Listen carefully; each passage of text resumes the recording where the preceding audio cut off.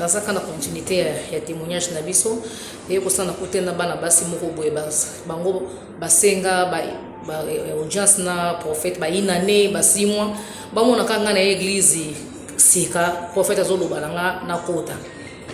mbala mo ba mabiko kaka yoye kaka siko prophète azokoti sa yo biso to yakala non to mona na été mbala moko prophète atindi batu ba ko zwanga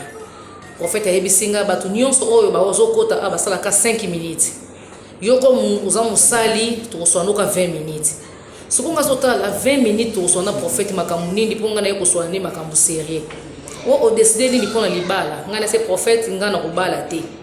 yo uza mutu makasi ndenge nino ningaka koteka ka doute se makambu ngana prophétiser la yo linga ko cha doute ngabi prophète obimi na ndoto yebisinga na bala mobali wana te mobali wana kolongola ngana nzela prière comme yo bimi ngai mwana bala ezate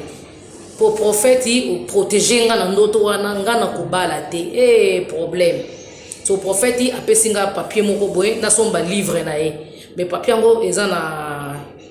ba prière à libertation so ko ngazotala prophète apesinga réattention te est-ce nga moko no ko se liberté so ki na yebi kotanga bible te na yebi makambo nzambe te alors ezaki mawa nazaki très décis na zongi comme nga mona be ko bondela na bino na ko bondela nzambe nga mobali wana ko nazaki décision na baki na ko bala te après ba fi ona kutana kina se na sakoleli moko na sakoleli moko bi makambo sakoleli nga eza vraiment makambo solo 5 personnes ba senga nga numéro ya téléphone de ba senga numéro après ba yaki na ndako nanga to kutanaki pona lelo na moni nazo suka photo lo bakaka moke pona batan ya YouTube nazo pesa ndeko nanga to hommage mbote nazo pesa mwasini ya nimbote nazo pesa Mario nazo pesa bandeko nyonso nga na yebi na pamboli